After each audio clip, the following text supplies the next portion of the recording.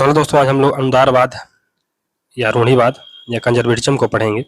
तो कंजर्वेटिव कौन होता है? एक व्यक्ति, आप कहते हैं कि कंजर्वेटिव है, इसका मतलब ये है कि जो पुरानी परंपराओं, चाहे वो धार्मिक क्षेत्र में हो, सामाजिक क्षेत्र में हो, राजनीतिक क्षेत्र में हो, को वरीयता देता है। इन द सेंस कि वो प्रगतिवादी नहीं होता है, तो उसे हम कंजर्वेटिव कहते हैं। कंजर्वेटिव कहते हैं। तो इसी प्रकार जो थिंकर्स कंजर्वेटिव हैं, इन द सेंस कि जो रूढ़िवादी हैं, वो जो प्रचलित परंपराएं हैं, धार्मिक रीति रिवाज हैं, उनको बनाए रखने का आह्वान करते हैं, उनको बनाए रखने की बात करते हैं, तो उन्हें हम कंजर्वेटिज्म कहते हैं। लिबरलिज्म में क्या होता है? ये प्रगतिवादी विचारधारा है। यहाँ पर प्रगतिशील बातें की जाती हैं कि हम नए नए चेंज लाएं, नए नए इनोवेशन लाएं। जबकि अनुदारवाद में क्या होता है? जो प्रचलित परंपराएं हैं, चाहे वो धार्मिक क्षेत्र में हो, राजनीतिक क्षेत्र में हो, सामाजिक क्षेत्र में हो, किसी भी क्षेत्र में हो, उसको बनाए रखने का प्रयास करते हैं, तो वो अनुदारवादी होते हैं। चलिए अब थोड़ा सा कंजर्वेटिज्म को अच्छे से पढ़ लेते हैं। तो अनुदारवाद एक ऐसा राजनीतिक दर्शन है या विचारधारा है जो धार्मिक, सांस्कृतिक, राजनीतिक मामलों में रूढ़ियों व परंपराओं को महत्व देते हुए आमूल-चूल परिवर्तनों का विरोध करते हैं। तो ये रेडिकल चेंज का विरोध करते हैं।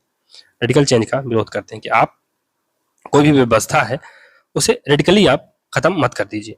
जहां परंपरागत रूढ़िवाद यथास्थिति का समर्थन करते हैं, स्टेटस कोइस्ट होते हैं, इन द सेंस कि ये कंजर्वेटिव होते हैं, ये इनोवेटिव नहीं होते, या कि ये चेंज को पसंद नहीं करते, चेंज को प्रेफर नहीं करते, और मोस्ट प्रिसाइजली ये जो ओवरनाइट चेंज है उसका विरोध करते हैं। तो अगर मार्क्सिज्म को देखा जाए तो मार्क्सिज्म एक क्या है? एक रेडिकल विचारधारा है जो चेंज की बात करता है, जो कैपिटलिस्टों को उखाड़ फेंकने की बात करता है और इसको लाने का प्रयास करता है, जो सर्वहारा के अधिनायकवाद को लाने का प्रयास करता है। तो ये कंजर्वेटिज्म हुआ, सॉरी ये क्या हुआ?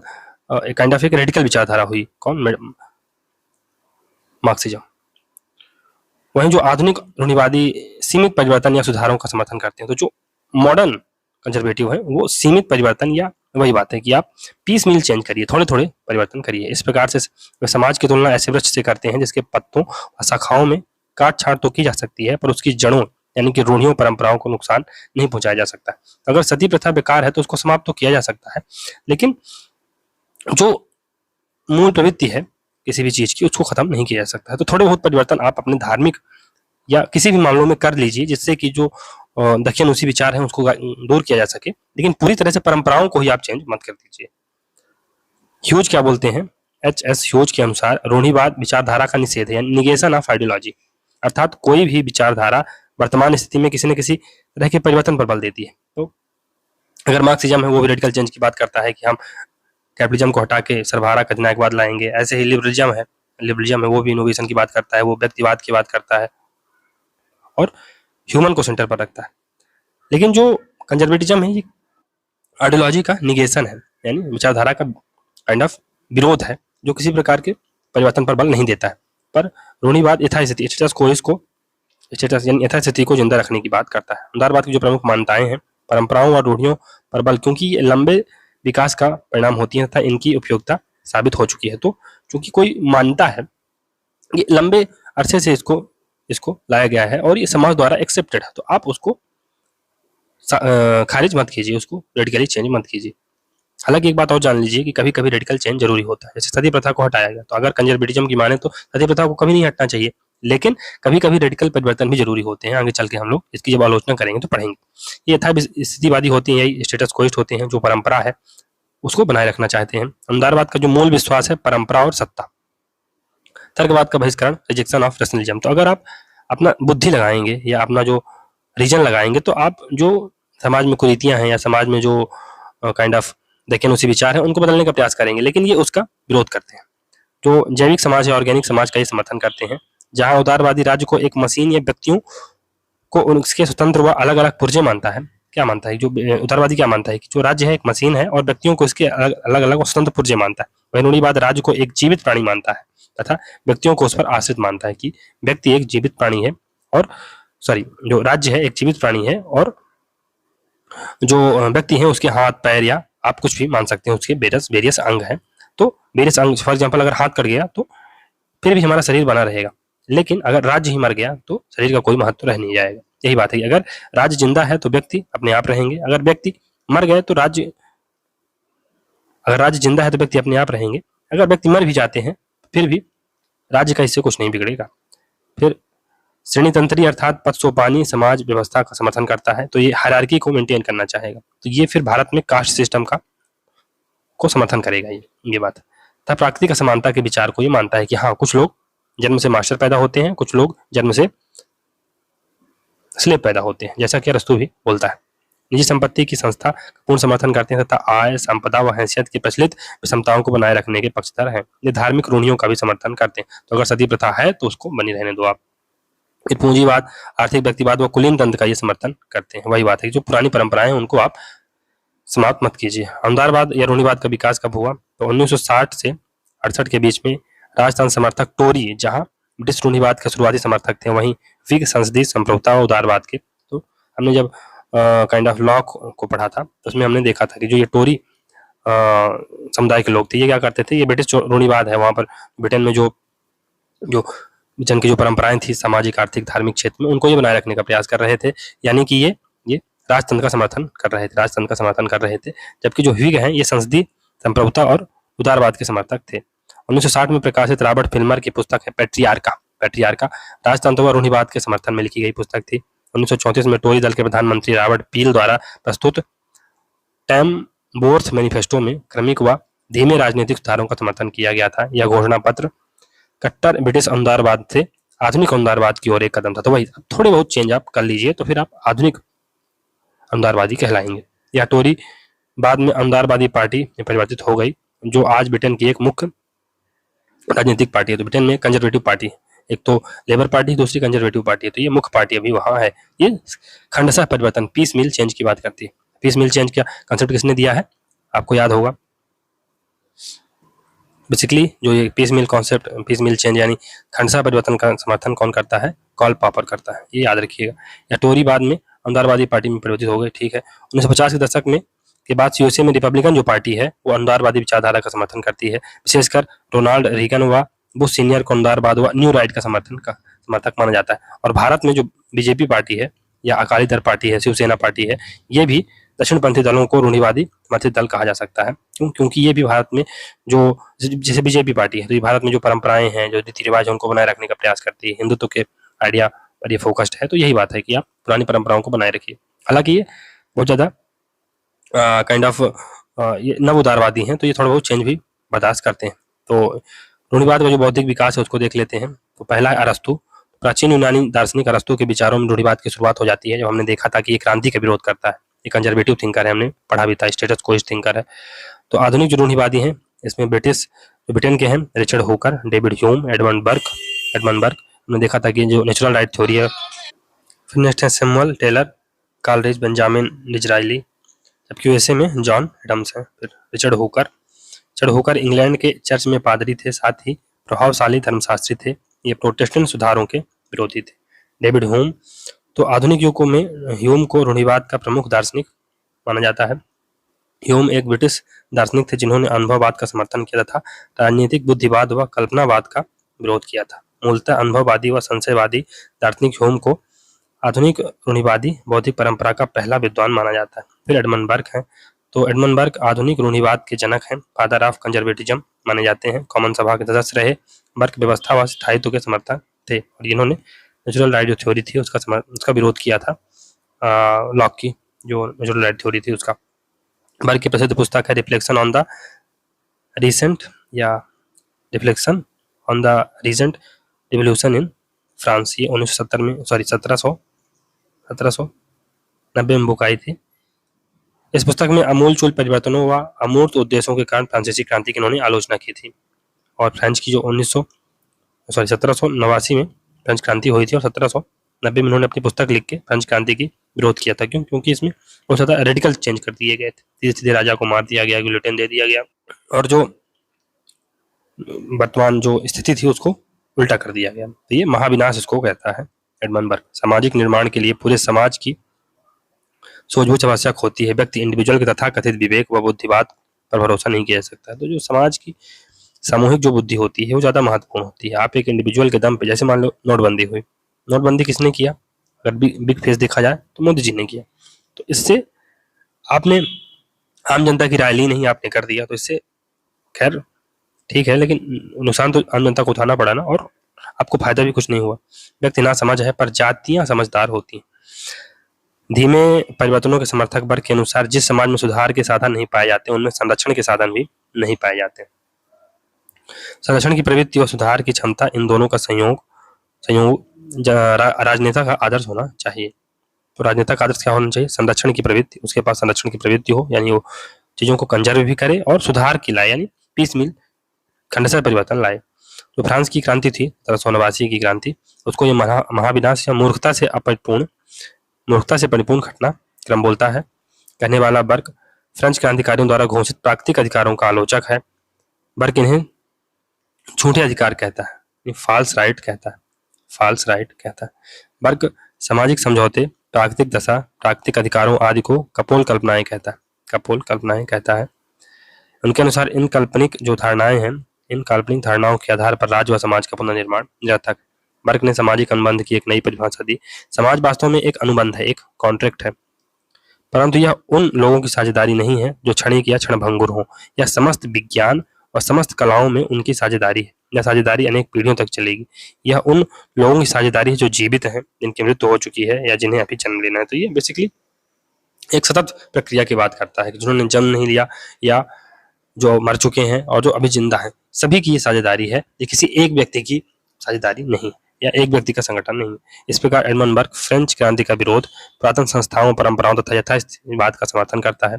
बर्ग धार्मिक राजनीति का समर्थक है तथा समानता व लोकप्रिय संप्रभुता का ही विरोधी है। तो ये रूसो का भी विरोधी बट ऑब्वियस होगा। इस प्रकार घोर संरक्षणवादी वर्ग निजी संपत्ति के अधिकार का समर्थन व कुलीन तंत्र का हिमायती था। इसलिए रोजिटर ने बर्ग को आधुनिक उदारवादियों का जनक कहा। आधुनिक जो नियो कंजर्वेटिव्स हैं, उनका पिता कौन है? बर्ग। बर्ग एंग्लो अमेरिकी रूढ़िवादी राजनीति परंपरा के पिता थे। अब जो समकालीन अनुदारवादी हैं, माइकल ऑक्सफोर्ड हैं, हेयक हैं, नॉजिक हैं और इरविंग क्रिस्टल हैं। इनको देख लेते हैं। माइकल ऑक्सफोर्ड ये ब्रिटेन के हैं और ब्रिटिश विचारक ऑक्सफोर्ड समकालीन अनुदारवाद का ये उन्नायक है, यानी इसको काइंड ऑफ पहचान दिलाने में माइकल ऑक्सफोर्ड का हाथ है।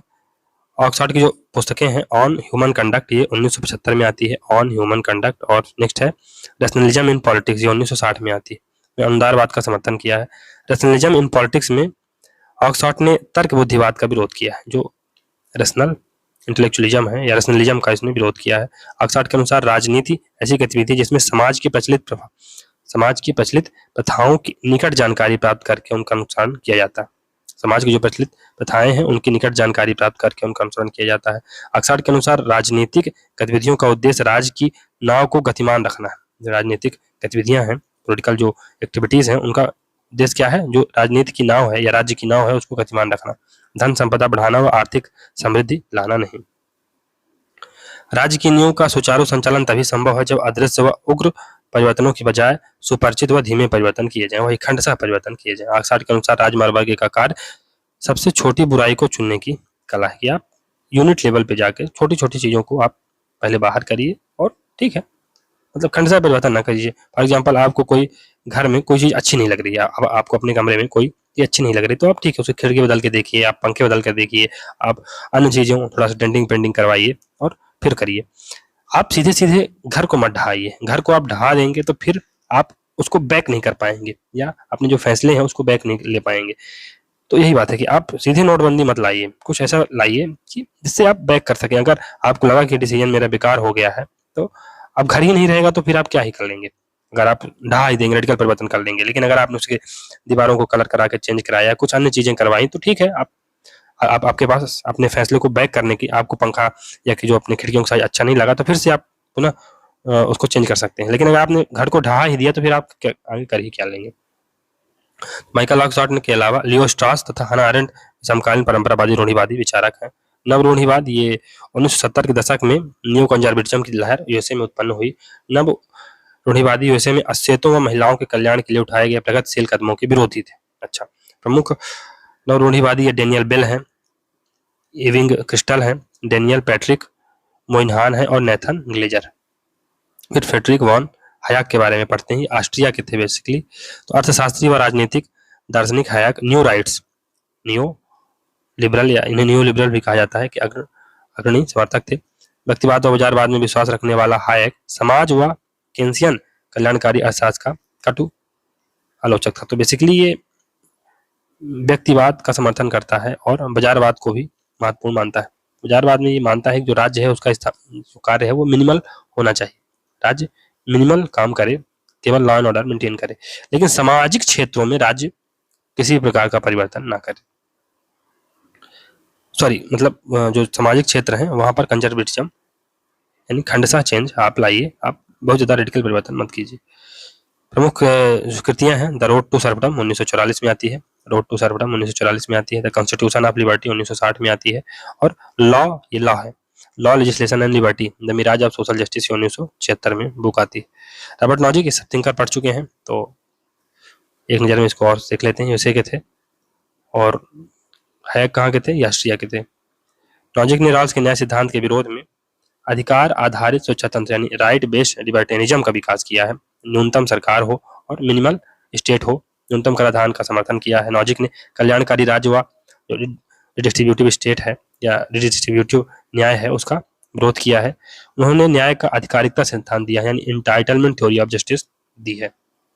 एरविन क्रिस्टल, तो ये भी यूएसए के थे, अमेरिकी पत्रकार व सामाजिक आलोचक। क्रिस्टल अमेरिकन नव रूढ़िवाद यानी अमेरिकन न्यू कंजर्वेटिज्म से संबंधित हैं और इन्होंने समाजवाद व कल्याणवाद के अलावा उदारवादी सामाजिक नैतिकता और स्वतंत्रता की आलोचना की तथा बाजारवाद का समर्थन किया। तो बाजार क्षेत्र में ये राज्य का लॉ एंड ऑर्डर बस मेंटेन करते हैं, नाइट वॉचमैन स्टेट की बात करते हैं, और बाजार चेंज में और बाजार के क्षेत्र में राज्य को व्यक्तियों को खुला छोड़ देना चाहिए या जो इकोनॉमी है उसको खुला छोड़ देना चाहिए, मांग एंड सप्लाई पर काम करना चाहिए। लेकिन सामाजिक क्षेत्र में राज रूढ़िवादी अपनाएगा, कंजर्वेटिज्म अपनाएगा, जो परंपराएं हैं उनको सत बनाए रखने का प्रयास करेगा। रूढ़िवाद की केंद्रीय मान्यताएं हैं, परंपराओं का सम्मान किया जाए, फिर मानव अपूर्णता में इसको विश्वास है, ह्यूमन इम्परफेक्शन में विश्वास है, पदानुक्रम व अधिकारी या प्राधिकार तो यानी हायरार्की और अथॉरिटी का समर्थन करता है, संपत्ति की संस्था अनिवार्य ऐसा मानते हैं और ऑर्गेनिक स्टेट की बात करते हैं जो कि हम पहले पढ़ भी चुके हैं। तो अब परंपराओं का सम्मान करते हैं, परंपराओं का सम्मान देखते हैं। एडमनबर्ग, समाज उन लोगों के बीच साझेदारी है जो जीवित हैं, जो मर चुके हैं और पैदा होने वाले। बर्ग का मानना है कि परंपराएं ही समाज को जोड़ती हैं, इसमें स्थायित्व निरंतरता पैदा होती है। तो हम कोई व्यक्ति जैसे हम कहे कि हम हिंदू, तो हम हिंदू क्यों हैं? क्योंकि हम वही परंपराएं अपना रहे हैं जो आज से 500 साल पहले या 1000 साल पहले लोग अपना रहे थे। इसलिए ये कोई व्यक्ति कहता है कि मैं मुस्लिम हूँ, तो वो क्यों है? क्योंकि आप वो परंपराएं आप वहां से लेके आए हैं, आप पुराण लेके आए, आप अन्य जो चीजें हैं आपकी अपने धर्म की वो लेके आए, इसलिए आप मुस्लिम है। नहीं, अगर आप पूरी तरह से चेंज ही हो जाएंगे तो फिर क्या मतलब उस चीज का? आप स्थायित्व निरंतरता कहाँ रह जाएगी? भूतकालीन जो प्रथाएं हैं, संस्थाएं हैं, इसलिए जिंदा हैं क्योंकि ये समय की कसौटी पर खरी उतरी। डार्विनवाद के प्राकृतिक चयन के अनुसार जो योग्य है वही जिंदा रहता है, फिर चाहे वह प्रजाति हो या परंपरा। तो जो परंपराएं अभी तक जीवित हैं इसका मतलब है कि उन्होंने अपनी जो कसौटी है उसको उस पर उन्होंने अब समय की कसौटी पर वो खरे उतरे।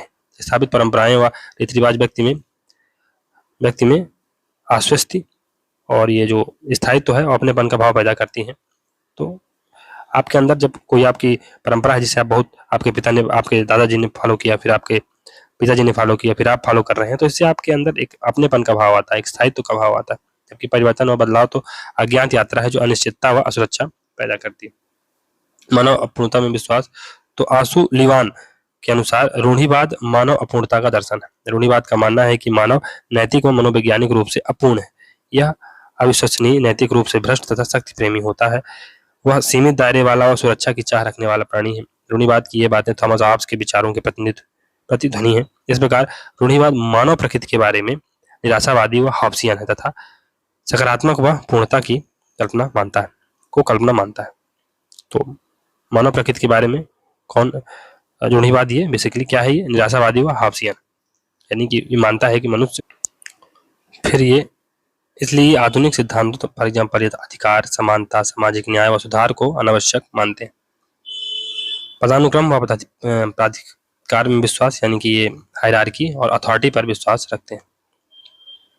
तो रूढ़िवादी जो होते हैं, रूढ़िवाद प्राकृतिक असमानता, नेचुरल इनइक्वालिटी में दृढ़ विश्वास करते हैं, जहाँ कुछ व्यक्ति औरों से ज्यादा योग्य होते हैं, वही कि some are born master, some are born slave, संपत्ति, कौशल व अधिकारों के साथ पैदा होते हैं। यह प्राकृतिक अभिजात वर्ग यानी नेचुरल एरिस्टोक्रेसी में विश्वास करते हैं। रूढ़िवाद जातीय, धार्मिक, नस्ली, लैंगिक व आर्थिक असमानताओं का समर्थक है। आर्थिक, सामाजिक और राजनीतिक असमानताओं को यह प्रकृति प्रदत्त व स्वभावगत मानता है कि अब कोई व्यक्ति अडानी अंबानी है तो ये उसकी गलती नहीं है, ये ठीक है, ये स्वाभाविक है, नेचुरल है। कोई मोदी है और कोई राहुल गांधी है, नेचुरल है। आर्थिक समानता इसके लिए मिथक है। मतलब इनका मानना है कि जो इकोनॉमिक इक्वालिटी है वो आ ही नहीं सकती। रूढ़िवाद नेतृत्व, अनुशासन व व्यवस्था में विश्वास करता था। मानते हैं कि प्राधिकार यानी अथॉरिटी नीचे से नहीं बल्कि ऊपर से पैदा होती है, तो मोदी जी ही सब कुछ करेंगे। अथॉरिटी ऊपर से ही पैदा होगी, नीचे से नहीं। एक आम व्यक्ति कुछ नहीं कर सकता। सत्तावाद, रूढ़िवाद सत्तावाद और अधिकार पर ज्यादा बल देता है।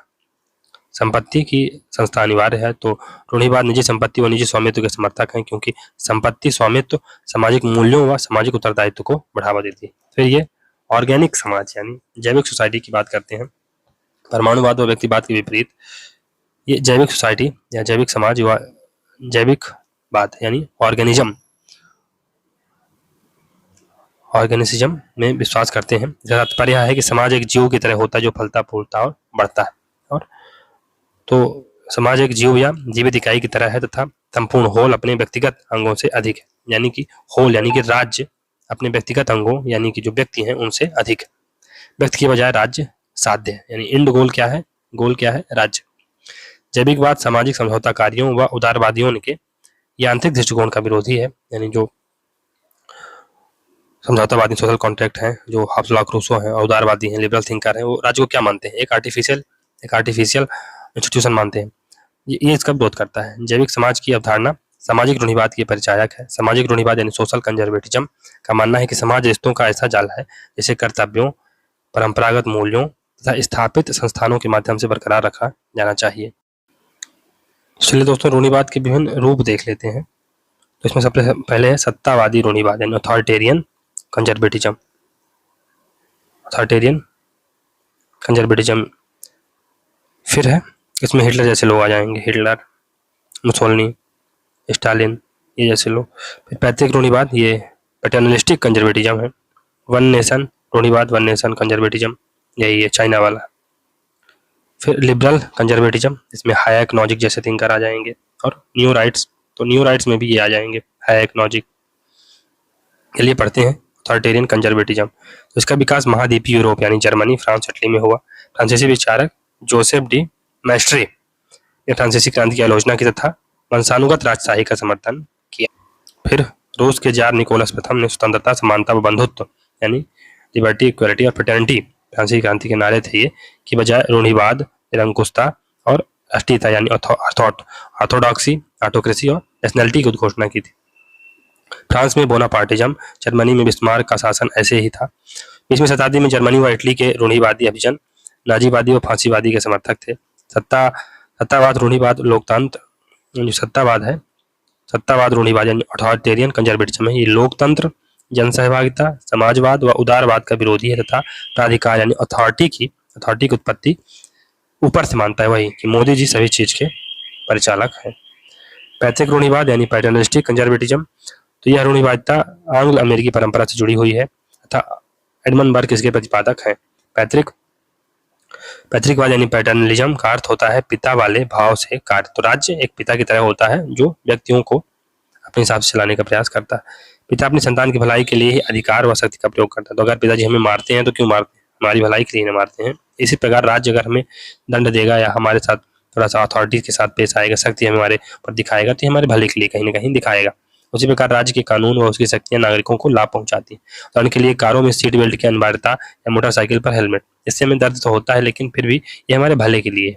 यही है कि पिता हमें पीटते हैं कि हम सुधर जाएं, तो ये हमें दर्द तो होता है लेकिन ये हमारे भलों के लिए, उसमें हमें भलाई छुड़ी पूरी। उसी प्रकार राज्य हमें सीट बेल्ट के लिए कहता है, हमें वहां पर है ना स्थानों पर जाने के लिए रोकता है। क्यों? क्योंकि इसमें हमारा कहीं ना कहीं हित छुपा हुआ है। इयान गिल्मर ने कहा है कि बुद्धिमान रूढ़िवादी यात्रा में प्रकाश करता है, तो जो वाइज कंजर्वेटिव होता है वो लाइट में ट्रेवल करता है। तो जो wise conservative travels in light, यानी कि वो प्रकाश में, यानी वो अंधकार से प्रकाश की ओर बढ़ता है और सही मायने में वही बुद्धिवादी होता है। वन नेशन रूढ़िवाद, तो ये आंग्ल अमेरिकी परंपरा है। इसे मुख्यतः ब्रिटिश प्रधानमंत्री बेंजामिन डिज़रायली ने विकसित किया था। डिज़रायली ने चरम व्यक्तिवाद, बढ़ती आर्थिक असमानता व गरीबी का विरोध किया। उसके अनुसार ब्रिटेन में दो नेशन है, the rich and the poors. One nation belong to the rich and second belong to the poors. अतः वन नेशन के विकास के लिए अमीरों को सामाजिक कर्तव्य और दायित्वों का पालन करना चाहिए, क्योंकि समाज जैविक है जहां सारे अंग आत्मनिर्भर होते हैं। इजरायली के विचारों के बाद में जो प्रधानमंत्री चर्चिल हैं, ये अंधारवादी पार्टी के नेता थे, यानी ये कंजर्वेटिव पार्टी के नेता थे। ने टोरी लोकतंत्र यानी टोरी डेमोक्रेसी के रूप में विकास किया। चर्चिल ने व्यापक सामाजिक समर्थन के लिए राजशाही, टाउन ऑफ लॉर्ड्स और चर्च जैसी परंपरागत संस्थाएं थी की आवश्यकता पर बल दिया था। इसी प्रकार वन नेशन रूढ़िवाद को टोरी कल्याणवाद यानी टोरी वेलफेयरिज्म से जोड़ा जा सकता है। इसे दयालु रूढ़िवाद यानी कंपैशनेट कंजर्वेटिज्म कहा जा सकता है, कि आप लोगों का भलाई कर रहे हैं। हालांकि आप अधिकार और शक्ति का उपयोग कर रहे हैं, लेकिन क्यों कर रहे हैं? लोगों की भलाई के लिए, लोगों के कल्याण के लिए। टोरी 18वीं सदी में ब्रिटेन में पैदा हुआ वह संसदीय गुट था जो चर्च, सामंतवाद और राजशाही का समर्थन करता था। विग दल का विरोधी था। टोरिज्म भी रूढ़िवाद की एक धारा थी जो सामाजिक ऊंच नीच, परंपराओं, अनुशासन, कर्तव्य व जैविकवाद में विश्वास करती है। टोरी ने फिर ब्रिटेन की उदारवादी पार्टी बनी। तो टोरी से ही जो ब्रिटेन की कंजर्वेटिव पार्टी है उसका निर्माण देखा जा सकता है। फिर लिबर्टेरियन कंजर्वेटिज्म, तो इसका सही नाम है स्वतंत्रवादी उदारवाद या स्वतंत्रवादी रूढ़िवाद। यह रूढ़िवाद पारंपरिक रूढ़िवाद यानी एडमनबर्ग वाला व आर्थिक उदारवाद एडम स्मिथ का मिश्रण है। ये आर्थिक रूप से उदारवादी हैं, यानी आर्थिक क्षेत्र में ये लिबरलिज्म को सपोर्ट करते हैं, जबकि सामाजिक रूप से ये रूढ़िवादी है। 20वीं सदी के उत्तरार्ध में ब्रिटेन व अमेरिका में इसका विकास हुआ है। एक फ्रीडमैन लॉजिक को इससे हम जोड़ सकते हैं। तो ये आर्थिक क्षेत्र में तो लिबरल पॉलिसीज की बात करते हैं, लेसफेयर की बात करते हैं, मिनिमल स्टेट की बात करते हैं, लेकिन सामाजिक क्षेत्र है वहां पर ये कंजर्वेटिव है। वहां पर स्टेटस को की बात करते हैं, जैसा है वैसा रहे आए। न्यू राइट्स तो परंपराओं का सम्मिलन है। एक नव उदारवाद यानी न्यू लिबरलिज्म और दूसरा है नव कंजर्वेटिज्म। यह किंग्सवादी कल्याणवादी रूढ़िवाद यानी कि जो कीनिजम्स या कीनसियन वेलफेयरिस्ट कंजर्वेटिव का धुर विरोधी है। ये न्यू राइट में नव उदारवादी परंपरा, साहसी उदारवादी अर्थशास्त्र, लेसेस-फेयर, अधस्ताहात, मुक्त व प्रतिस्पर्धी बाजार का समर्थन किया जाता है। तो इसमें जो न्यू लिबरल है, न्यू राइट में क्या होता है? न्यू राइट जो है इसमें जो न्यू लिबरल परंपरा क्या है कि आप बेसिकली मार्केट को खुला छोड़ दीजिए, लेसेस-फेयर, अधस्ताहात का जो सिद्धांत है, मुक्त व प्रतिस्पर्धी बाजार का समर्थन करते हैं। नव रूढ़िवादी परंपरा यानी पारंपरिक रूढ़िवाद की तरह सामाजिक श्रेणीबद्धता, आदेश, प्राधिकार और अनुशासन में बल देते हैं। तो न्यू राइट्स को अगर देखा जाए तो इकोनॉमिक क्षेत्र में ये लिबरल पॉलिसीज की बात करते हैं, अधस्ताहात की बात करते हैं, नाइट वॉचमैन स्टेट की बात करते हैं। लेकिन अगर सामाजिक क्षेत्र में यही हम आ जाएं तो ये क्या करते हैं? ये कंजर्वेटिज्म की बात करते हैं, ये स्टेटस को की बात करते हैं। न्यू राइट से संबंधित महत्वपूर्ण शब्दावलियां हैं। न्यूनतम राज्य यानी मिनिमल स्टेट होगा, market and private good, state and public bad. तो market and private good, state and public bad. तो मार्केट अच्छा है, जो प्राइवेट गुड्स हैं वो अच्छे हैं, या मार्केट है और जो प्राइवेटाइजेशन है वो बढ़िया है। स्टेट की अगर ज़्यादा आप उसको स्टेट को ला रहे हैं फ्रंट में, और पब्लिक वेलफेयर की आप बात करें तो वो बैड है। New liberal globalisation, rolling back of state को आप वापस लीजिए। जो स्टेट हर जगह फैला हुआ है, सामाजिक, आर्थिक, धार्मिक सभी क्षेत्रों में, उसको बैक करिए। स्टेट का काम धंधा करना नहीं। डाउन साइजिंग गवर्नमेंट, तो गवर्नमेंट की जो मशीनरी है उसको आप कम से कम रखने का प्रयास करिए। गवर्नेंस तो मैक्सिमम हो, लेकिन गवर्नमेंट मिनिमम होनी चाहिए। जो लाल फीताशाही है, नौकरशाही है, इसको आप कम करिए। फिर ये एलपीजी मॉडल पर विश्वास करते हैं। हेयकवाद, थैचरवाद, मार्गरेट थैचर ब्रिटेन के प्रधानमंत्री थी 1979 से 90 तक। व रीगनवाद, रोनाल्ड रीगन, ये उसके प्रधानमंत्री थे 1981 से 89 तक। याद रखिएगा, 1981 से 89 तक रीगन थे। मुक्त बाजार अर्थव्यवस्था, तो ये ओपन मार्केट की बात करते हैं। फिर नेक्स्ट है राजकोषीय रूढ़िवाद यानी फिस्कल कंजर्वेटिज्म। तो ऐसा राजनीतिक आर्थिक रुख जो करों, सार्वजनिक खर्च व सरकारी खर्च में कटौती में विश्वास रखता है। जैसा कि नॉजिक ने पुनर्वितरण हेतु कराधान व्यवस्था को न्याय संगत चोरी यानी लीगलाइज्ड थेफ्ट कहा है कि अगर आपने अमीरों से पैसा लेके यार गरीबों को दे रहे हैं तो एक प्रकार की ये चोरी ही ना हुई। हमने एक उदाहरण भी देखा था बिल चिम्बरलेन का, तो उससे आप इसको रिलेट कर सकते हैं। फिर अमेरिकन परोपकारी वैश्विक प्रधान यानी बेनेवोलेंट ग्लोबल हेजेमनी, इसने कथित लोकतंत्र की रक्षा हेतु युद्ध किए तथा आर्थिक शक्ति का संवर्धन किया। बिल क्रिस्टल और रॉबर्ट केगन शीत युद्ध के बाद पैदा हुए अमेरिकन प्रभुत्व को परोपकारी वैश्विक प्रधान कहते हैं, बेनेवोलेंट ग्लोबल हेजेमनी की। हालांकि यूएसए ने हेजेमनी स्टैब्लिश कर ली है, अपना प्रभुत्व स्टैब्लिश कर लिया है, लेकिन ये क्यों किया है? राष्ट्रों की भलाई के लिए, विश्व की भलाई के लिए। विचारक कौन कौन से हैं? हेयक है, नॉजिक है और Friedman. Hayek, Nozick, Friedman. New rights, तो इसमें न्यू राइट्स में एक बार और अच्छे समझ लो आप लोग। न्यू राइट्स तो इसमें न्यू लिबरल है, उसके भी गुण होते हैं, तो ये शास्त्रीय उदारवाद से निकला है न्यू लिबरलिज्म। न्यू राइट्स में दो विचारधाराएं एक साथ काम करती हैं, या दोनों का संगम है। तो नव उदारवादी बेसिकली उभरा कहाँ से है? न्यू क्लासिज्म से उभरा है, न्यू लिबरलिज्म से उभरा है, न्यू लिबरलिज्म से, सॉरी, जो नव उदारवाद है यानी न्यू लिबरलिज्म है, ये क्लासिकल लिबरलिज्म से उभरा है।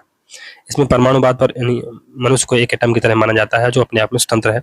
स्वतंत्रवाद यानी एक व्यक्ति अपने शरीर पर या अपने जो विचार है उस पर पूरी तरह स्वतंत्र है और उस पर कोई दबाव नहीं डाल सकता है। अवसर की समानता की, इक्वालिटी ऑफ अपॉर्चुनिटी की बात की जाती है। मिनिमल स्टेट की बात की जाती है कि राज्य का काम क्या है? केवल लॉ एंड ऑर्डर मेंटेन करना। फिर प्रो ग्लोबलाइजेशन, तो ये एलपीजी मॉडल है, उसका सपोर्ट करते हैं, ज़्यादा से ज़्यादा आप विश्व से कनेक्ट होइए। नव रूढ़िवाद, न्यू कंजर्वेटिज्म, तो इसमें शास्त्रीय रूढ़िवाद से ये निकला है। ये भी जो न्यू कंजर्वेटिज्म है ये क्लासिकल कंजर्वेटिज्म से निकला है। इसमें जैविकवाद को बढ़ावा दिया जाता है, यानी कि जो राज्य है ये एक जैविक ऑर्गेनाइजेशन है, मतलब कि इसके हाथ पैर होते हैं और ये गतिमान रहता है। फिर सत्तावाद यानी अथॉरिटी पर इनका फोकस रहता है। फिर प्राकृतिक श्रेणीबद्धता यानी नेचुरल हायरार्की होती है, कुछ लोग जन्म से ही मास्टर पैदा होते हैं और कुछ लोग जन्म से ही स्लेव पैदा होते हैं। फिर स्ट्रॉन्ग स्टेट की बात करते हैं, स्ट्रॉन्ग स्टेट, तो एंटी ग्लोबलाइजेशन है, तो ग्लोबलाइजेशन के विरोधी इनको हम कह सकते हैं। ईसाई लोकतंत्र, तो यह भी रूढ़िवाद की एक उदारवादी और प्रगतिशील अवधारणा है। यह लोकतंत्र पश्चिमी व मध्य यूरोप तथा लैटिन अमेरिका से संबंधित है, जहां ईसाइयत से संबंधित लोकतांत्रिक दलों का विकास हुआ है। यह प्रोटेस्टेंट के व्यक्तिवादी पूंजीवादी विचारों की बजाय कैथोलिक मान्यताओं पर ज्यादा आधारित है। कैथोलिक मान्यता व्यक्ति की बजाय समाज और प्रतिस्पर्धा की बजाय संतुलन व जैविक सद्भाव में विश्वास करती है। कैथोलिक मान्यता क्या करती है? ये समाज और प्रतिस्पर्धा की बजाय संतुलन व जैविक सद्भाव में विश्वास करती है। ईसाई लोकतंत्र प्रतिस्पर्धा लाभ केंद्रित अर्थव्यवस्था की जगह सामाजिक बाजार अर्थव्यवस्था यानी सोशल मार्केट इकोनॉमी में विश्वास करता है। इस अर्थव्यवस्था में सामाजिक भागीदारी व लोकतांत्रिक निगमवाद यानी कि डेमोक्रेटिक कॉर्पोरेटाइजेशन और सामाजिक यानी जो सोशल पार्टिसिपेशन है, इसमें ऐसे तत्व पाए जाते हैं। इसे राइन अल्पाइन पूंजीवाद, ये जर्मन पूंजीवाद है भी कहा जाता है। फ्रांसीसी विचारक जैक्स मेरिटन, ये ईसाई लोकतंत्र अवधारणा के मुख्य प्रतिपादक हैं। मेरिटन ने इस संबंध में 1936 में एकात्म मानववाद यानी इंटीग्रल ह्यूमनिज्म का प्रसिद्ध विचार दिया, जिसको आगे चलकर हमारे जो भारतीय थिंकर हैं पंडित दीनदयाल उपाध्याय, उन्होंने इसको आगे बढ़ाया था। एकात्म 19 से ये लिया था इंटीग्रल ह्यूमनिज्म। फिर महत्वपूर्ण शब्दावली उनको देख लेते हैं, तो एच.एस. ह्यूज, ये विचारधारा का निषेध कहते हैं। कंजर्वेटिज्म को क्या कहते हैं? निगेशन ऑफ आइडियोलॉजी कहते हैं। एडमंड बर्ग फ्रांसीसी जो क्रांति है इसको महाविनाश या मूर्खता से परिपूर्ण करना मानता है। बेंजामिन डिज़रायली, ये वन नेशन कंजर्वेटिज्म या दयालु रूढ़िवाद की बात करता है। एडमंड बर्ग ये पैतृक रूढ़िवाद की बात करता है। नॉजिक ये न्यायसंगत चोरी कहता है। लीगलाइज्ड थेफ्ट कहता है कि इसको अगर आप पूंजीपतियों से पैसा लेके गरीबों में बांट रहे हैं या रिडिस्ट्रीब्यूशन कर रहे हैं उसको। जैक्स मेरिटन ये इंटीग्रल ह्यूमनिज्म की बात करता है। फिर प्रमुख जो पुस्तकें हैं, तो रॉबर्ट फेनमल की पुस्तक का क्या नाम है? पैट्रियार्का। एडमंड बर्ग की reflection on the recent revolution in France, Michael Oxford ये ऑन ह्यूमन कंडक्ट, ये 1975 में बुक आती है। ऑन ह्यूमन कंडक्ट और रैशनलिज्म इन पॉलिटिक्स 1960 में आती है। फ्रेडरिक वॉन हायक, ये द रोड टू सर्वडम इनकी पुस्तक है, 1934 में आती है द रोड टू सर्वडम। और कॉन्स्टिट्यूशन ऑफ लिबर्टी 1960 में बुक आती है। फिर एक और महत्वपूर्ण पुस्तक है law legislation and liberty colon the mirage of social justice 1976 में बुक आती है। चलिए यहाँ से हमारा ये कंजर्वेटिज्म का या अंधारवाद का, रूढ़िवाद का चैप्टर समाप्त होता है। तो अगर आपको वीडियो अच्छा लगा है दोस्तों तो चैनल को सब्सक्राइब करिए, वीडियो को लाइक करिए और ज़्यादा से ज़्यादा शेयर करने का प्रयास कीजिए। ये आपके लिए जीआरएफ निकालने का इस बार पेपर 2 के लिए पॉलिटिकल साइंस का एकमात्र, अगर आप इसको सोर्स लेंगे, फिर भी ये मोदी की गारंटी तो नहीं है, लेकिन मेरी गारंटी है कि आप जीआरएफ ले लेंगे अगर आपने पूरी सीरीज इसको देखी है। तो चलते चलते एक चीज़ और बता दें दोस्तों, अगर आप लोग चैनल को सपोर्ट करना चाहते हैं तो आप मेंबरशिप भी ले सकते हैं as a sign of thankfulness, और एक थैंक का ऑप्शन भी है, तो उसको भी आप यूज कर सकते हैं अगर चाहें तो। अगर आपको लगता है कि मैं एक अच्छा काम कर रहा हूँ, आपके जो स्टडी है उसमें कुछ वैल्यू ऐड कर रहा हूँ, तभी लीजिएगा। अगर नहीं लगता है तो कोई बात नहीं। चलिए मिलते हैं अगले वीडियो में, तब तक के लिए goodbye, thank you very much for discussion.